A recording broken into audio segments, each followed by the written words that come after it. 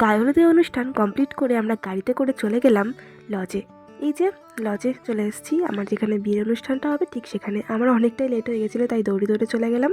এই যে আমার শাড়ি পরানো কমপ্লিট হয়ে গেছে, এবার মেকআপটাও কমপ্লিট, এবার হেয়ারটায় ফুলগুলো দেওয়া হচ্ছে, তো এবার গয়নাও পরানো হচ্ছে। তো চলো একদম ফুল লুক নিয়ে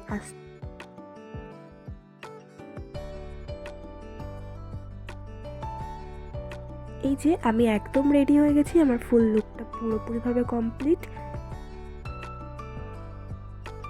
তো তোমরা সবাই কমেন্ট করে জানিও কেমন লাগছে আমাকে। এই যে আমার বিয়ের অনুষ্ঠানটা হচ্ছে, সবাই খাওয়া দাওয়া করছে, প্রায় অনেকেই চলে এসছে, দেখো সবাই আছে এখানে। এই যে আমাকেও আমি আরেকবার দেখিয়ে দিলাম, আমার মাকেও দেখে নাও কেমন লাগছে, সবাই কমেন্ট করে জানিও। এই যে আমার বসার জায়গাটা ঠিক এরকমভাবে করা হয়েছিল।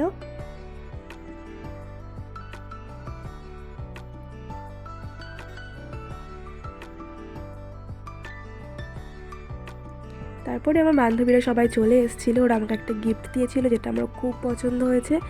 ওদেরকে অনেক অনেক অনেক থ্যাংক ইউ, আমার খুব পছন্দ হয়েছে, মন থেকে জানাচ্ছি অনেক থ্যাংক ইউ, আমার ভীষণ ভীষণ পছন্দ হয়েছে জিনিসটা। তারপরে দেখে নাও আমার পুরো লুকটা, তার সঙ্গে আমার প্যান্ডেলের সব কিছু, লজের সব কিছু। তো চলো দেখতে থাকো।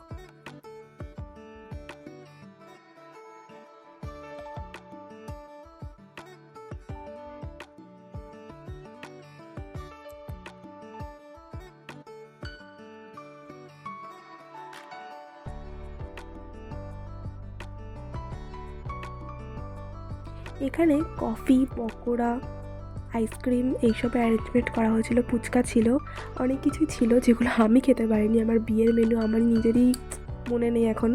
যাই হোক, তো আমার বর চলে এসছে, কারণ লজের থেকে একটু দূরেই ওরা দাঁড়িয়েছিল, সেখান থেকে সবাই আনতে গেছিলো। তো চলো দেখতে থাকো।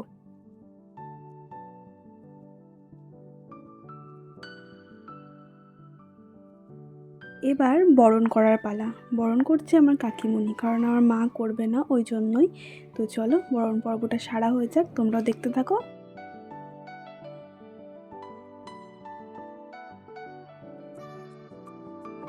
তারপরে বিয়ে বসতে বসতে অনেকটাই রাত হয়ে যায়। তো চলো ভিডিওটা আমি এখানেই শেষ করছি, দেখা হচ্ছে পরবর্তী ভিডিওতে।